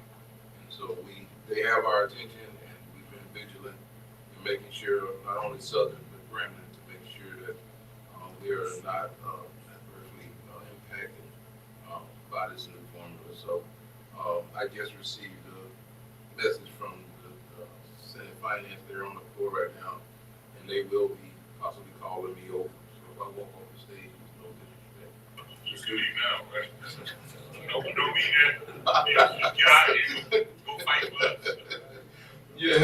We can do it, right? Because these chancellor reports gonna be a long time. So. I don't think the chancellor reports are going to be that long. But lastly, I would just like to say, some of you know this will be Attorney Corey Blanchard's last board meeting. She will be leaving us to pick on another position, and I just want to thank her on behalf of the board and the system. She's done an outstanding job, not only legally advising us, but she's also first of all, she's the first one in and the last one leaving on this campus. But beyond the legal matters, she has been a counsel to me on matters ranging from various topics. And so she will truly be missed. I told her we got the mushy stuff out the way, but I know I'll still be in communication with you. So thank you for all you've done. And it was interesting you started right before the pandemic. You still here well. Thank you.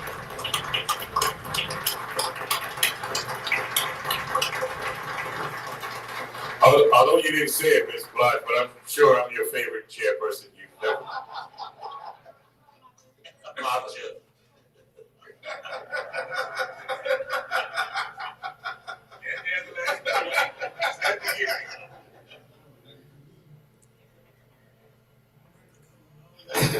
She had to have the last word. I set myself up for that. Chancellor Bowie, good job, Corey. Thank you, Mr. Chairman. Sorry, hold on a second.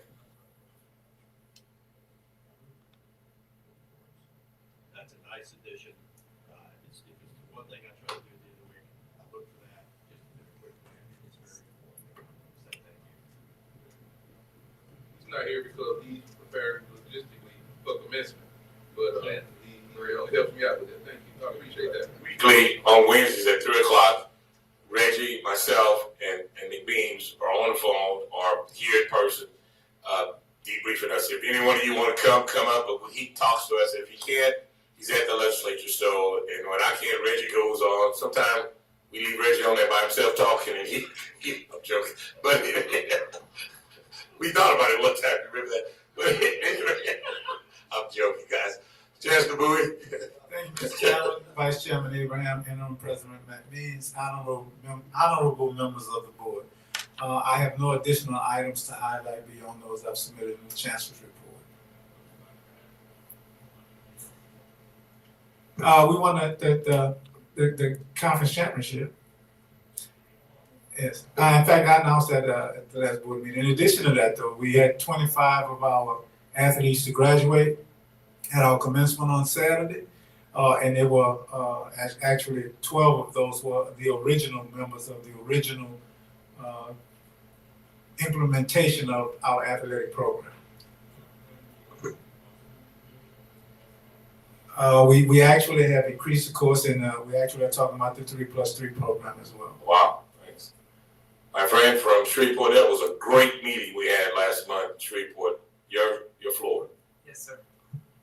Good morning, Chairman Clayton, Vice Chairman Abraham, Interim President McMeans, to the members of the board, system leadership, and colleagues who are here today. I'm really excited to talk about what's happening at Southern University at Shreveport. It's really been an extraordinary season for us on the campus. We celebrated our commencement exercise on May 12th on Tuesday night, where we celebrated 494 graduates, which is the largest graduating class in the history of Southern University at Shreveport. And so I want to say a special thanks to Dean Joanne Brown, who's serving as the Vice Chancellor for Academic Affairs and Workforce Development, and her leadership, along with Dr. Michael Hicks, who serves as our Chief Marshal, did an outstanding job along with faculty, staff, and students. It was really an exceptional event. And again, for the April board meeting, I want to say thanks to all of you for your support at the Blue and Gold Scholarship Fundraiser. It was indeed a great event, and I want to say thanks to Ms. Cheryl Taylor, who led that effort with our advancement area. Before I close, I want to sincerely say thank you to board members who stayed around for the CEO Talks and Student Showcase, but not only stayed around, but participated in that panel. Board Member Lawson and Attorney Quincy Carthorne, for your direct engagement with students. I have a very brief presentation. Dr. Boyd gave me a few of his minutes this morning to just highlight a little bit about the continued progress and impact of SUSLA.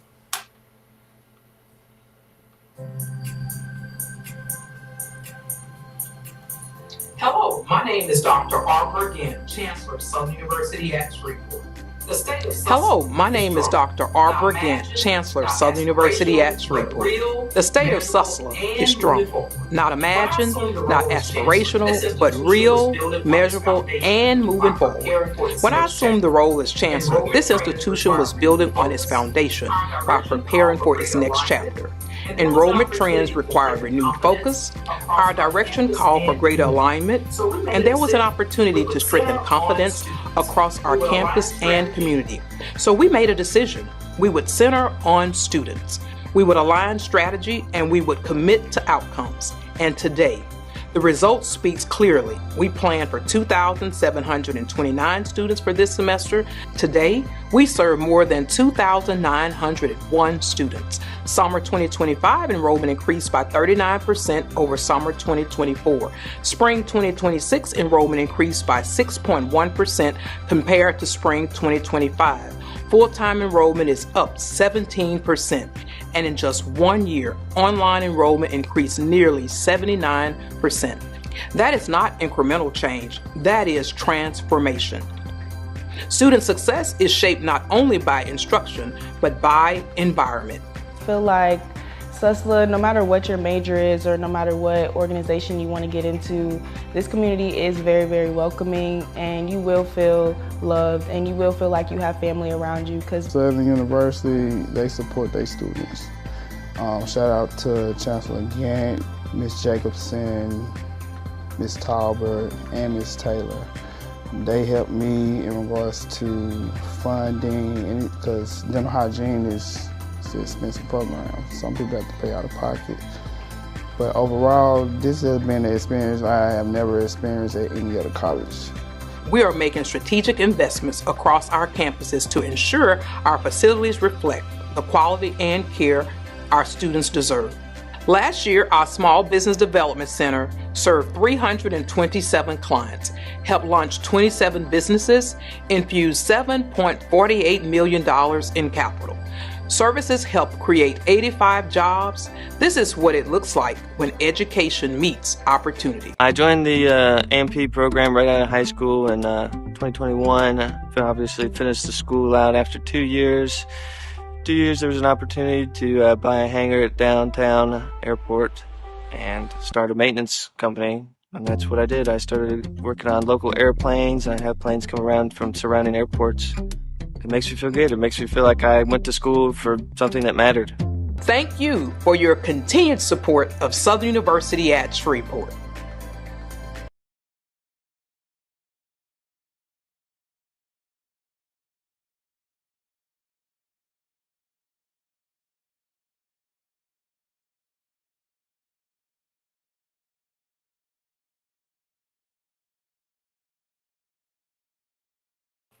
To Chairman Tony Clayton, Vice Chairman Reginald Abraham, Interim President McMean, and distinguished board.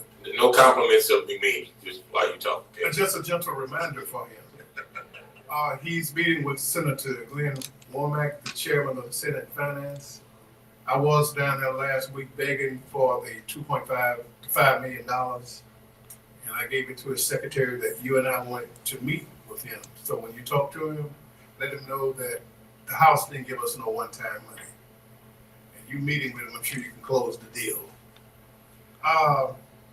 And President Clayton, you mentioned the board members is Boudreaux, Jimmy Harris, Katrina Jackson, and Larry Selters are on the Senate Finance Committee. Did it replace Selvers with someone? I'm not sure of the replacement. Regina.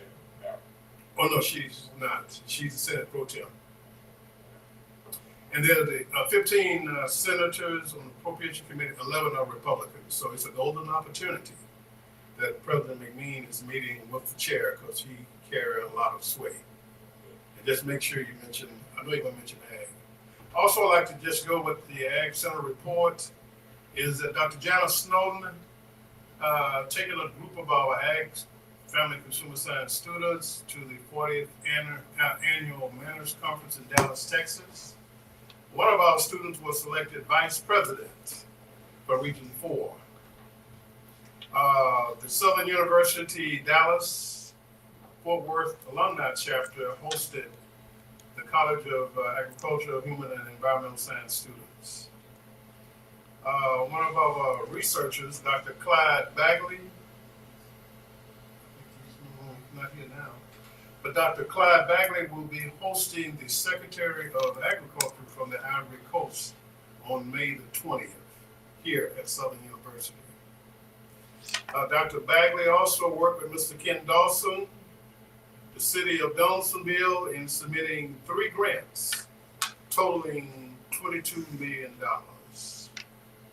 And we know that if we can get all that, 30% indirect costs, that's a lot of money for indirect costs. And you know indirect costs, you can use it for anything, it's discretionary. Legislatively, President McMeans, Dr. Katara William, and I are still working to secure one-time funding for the Ag Center that the House didn't grant this year.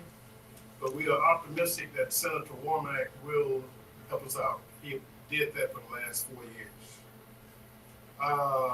President McMean gave a beautiful presentation on the state of agriculture to the House Ag Committee.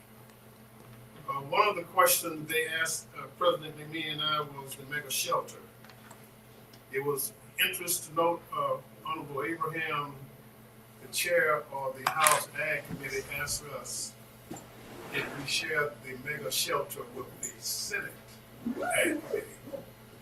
They seem to be very impressed with what we were trying to do. So between Mr. Dawson and especially you, with our governor, that we need to get that 1-year extension to get that $25 million. But they were very pleased with what the shelter would portend for the state. Also, the last thing is Southern University would have several summer camps. It's the Bayou, hip hop, sewing, and the Fab Lab. Oh, and one thing that I'm working on, thanks to the Honorable Myron Lawson, Agri-Tech Global Management. I received a text from the board member that said I need to be on that meeting. And President McMean, I hadn't given it to you yet because I want to get more information on it, but I did attend.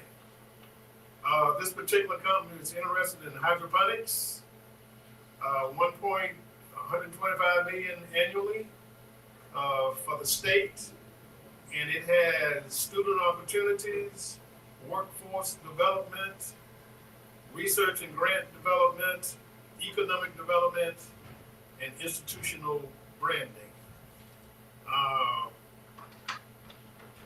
I have sent something to our distinguished finance leader.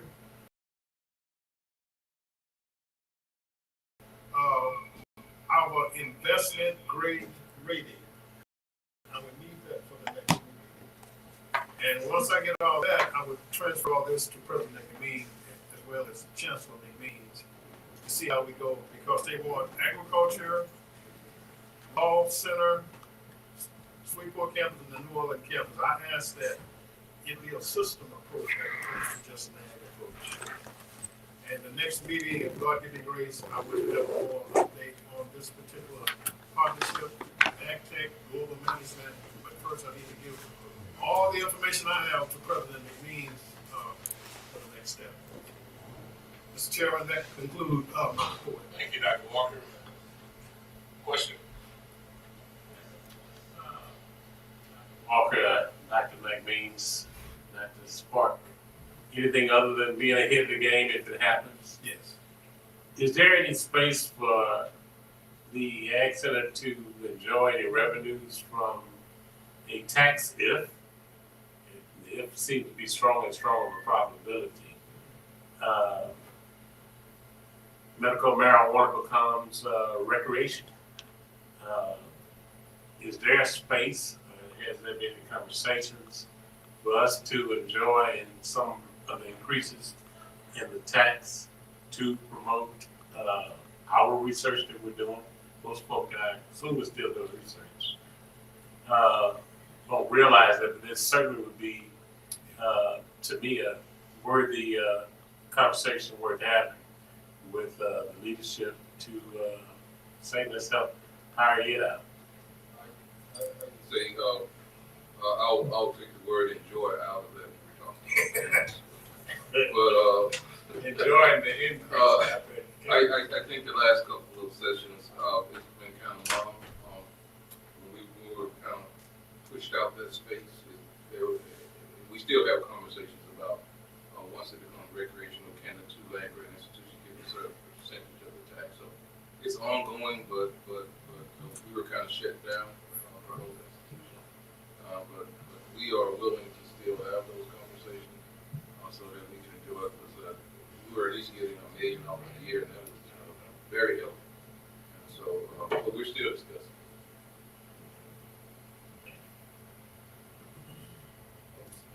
That concludes my reports. Thank you, Mr. Chairman, Vice Chairman, members of the board, Mr. President. First, I want to congratulate Aaron Manzi for a job well done on this board and as a student board president. He has been an effective leader and voice for the students at the Law Center, and I know he's going to do it. The Southern University Law Center will host its 2026 spring commencement ceremony on Saturday, May 16th at 10 a.m. at the F.G. Clark Activity Center. We received word that some of you will be attending, and so we'll make preparation for you. If you are planning to attend, let us know so that we can make the proper preparation for you. Our keynote speaker is Erin Monroe. She is the Market Vice President for Greater Louisiana Cox Communications. She is a 2002 alum of SULC and a distinguished executive leader and public servant.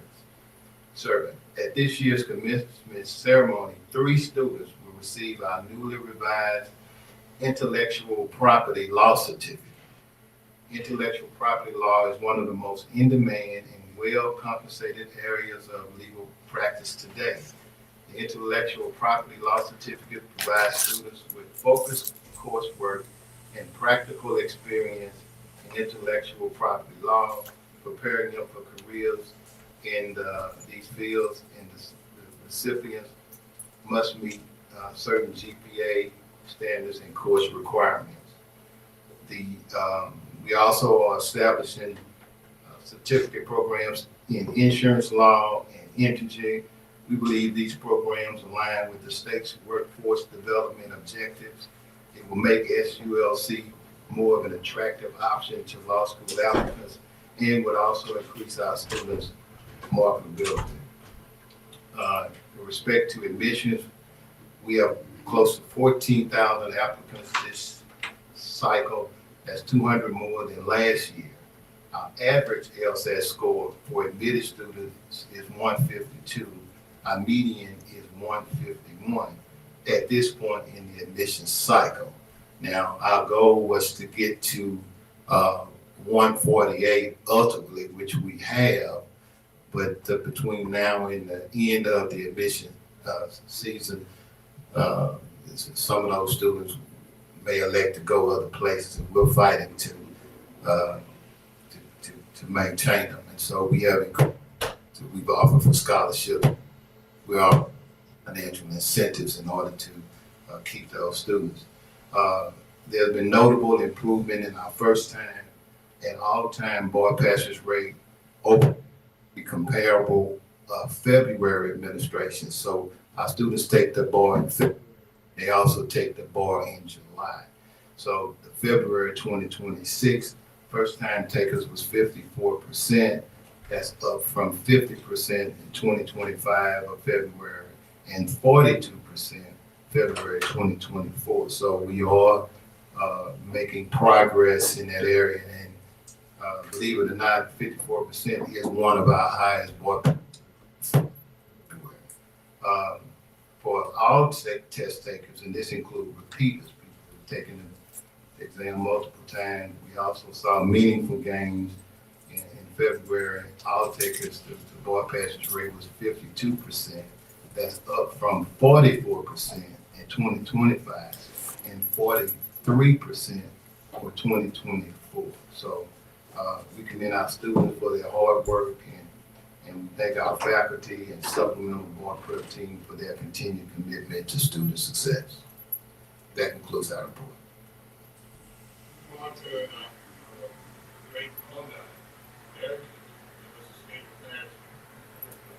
Oh, that was so just yeah. Thank you, sir. Good afternoon, honorable members of this board, Chairman Clayton, Vice Chairman Abraham. I want to thank the board for the vote today to help us keep going on our track to develop new residential housing at Southern University, and I'm proud of very, very helpful in working to get that done. I want to, you have our report this afternoon. We have the graduate school commencement. Our speaker will be the president and CEO of Frederick Marshall College Fund, Dr. Harry Williams. We anticipate 128 students receiving their graduate degrees between master's and doctoral degrees. Tomorrow morning at 10 a.m. we have our undergraduate commencement exercise. Our speaker will be Paula A. Shepard of Southern University alum, two-time Southern University A&M College, Southern University Law Center, who is the Chief Operating Officer for Banner United Health System, one of the largest health systems in the country, in Arizona. In addition to that, I wanted to give special recognition to Kobe Robinson, who is the national champion for our EA Sports College Football National Championship. He becomes the first student from a historically black college or university to win the Division II championship at the collegiate esports level. And that's very, very significant. And commend Christopher Turner for really working and getting it going. And at state level, we have state championships. Our intramural sports is doing very, very well.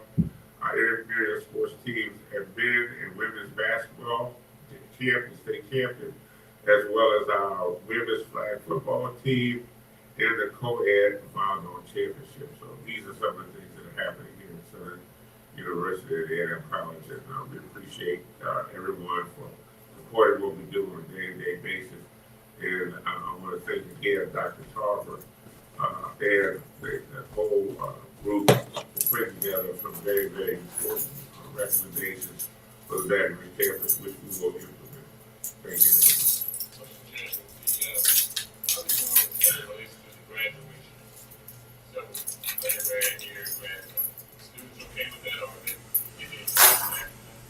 No, for the graduate school, I think they really appreciate the fact that they have a separate ceremony. One initiative I would like to see us go forward with, which we have paused, is even with respect to the undergraduate process, we really could go to two where we group by colleges. We are one of the few schools that don't do this by college university level, but we can do it in degrees, which I'm advocating for. I think it makes it more meaningful, it's more personable, but I leave that to the wisdom of the board as to where we may go to that amount for the undergraduate level. Oh, yes, I asked the young lady in the coffee shop yesterday, and I really talked to Vice Chairman and them going, they said they like cohesively as a family. We would all be here at one time, and I give any feedback on it. That's just all good. We'll do whatever. Derek? Thank you, Mr. Chair, Vice Chairman Abraham, President McMeans, and board. My comments will be brief. I'm sure you appreciate that. First, I want to report and thank board member Gaines. She asked me to accompany her last Thursday when we went to, in particular, our hometown, Lake Providence, and to share in the award ceremony where we did scholarships and also awarded at least 5 students that not only had high performing grades, but they also received their associates on Tuesday at the Shreveport campus. And proud to announce that all 5 of those students are coming to Southern, which I'm excited about. Probably be the entire class. Just about. And then secondly, I want to still remind you all that in July it's going to be our annual conference. Still extending the invitation to you all. Some board members told me they'll be coming. Chancellor's coming. And a lot of the campus is coming to share with the alumni the things that are going on campus and how the alumni can assist. Finally, should be coming out in the next week. I have booked good rooms, Mr. Chairman, at several away games in Birmingham. We have a block and some in University of Houston game. So that information will be coming out within the next week. Other than that, I'll yield my time. That's gotta be good news for the board. Tom, when they left the light on the board. But, if y'all can make it to the alumni convention, the alums are excited to talk to the board members. So we will help you. The board will support that. Go. But when I tell you they will isolate you, they will grab you in groups, and they won't remember that they would enthusiastic when they see us coming. So I join in with our director and y'all can make it there. That's good. I think I don't know. But most of us still pull us aside and make us dinner and questions and ideas. I think it'd be great. Our CEO of our fantastic foundation, Mr. Al, the mighty fact that we did our tickets. Great things to say about you. Go ahead. Well, good afternoon, Mr. Chair, members of the board. I'll be brief. Chancellor alluded to the housing program for the Baton Rouge campus that's moving along well. We have a rating call, a very important rating call this Monday coming up, and we are well prepared for that. We want to thank the entire team for the work they've done thus far. So we're anticipating if everything stays on schedule, having a June start date for that construction. Secondly, and finally, we're excited to announce that we will start construction on the Urban Matthews Entrepreneurship Center, which will be adjacent to the Baldry Center in June as well. So That's all I have. What it costs to get on that turning the road on the multi-million-dollar building you got? I sent you a proposal last week. This is providing constant, calm leadership with that foundation. I know sometimes we go back and forth, but you are consistently calm, and we appreciate it.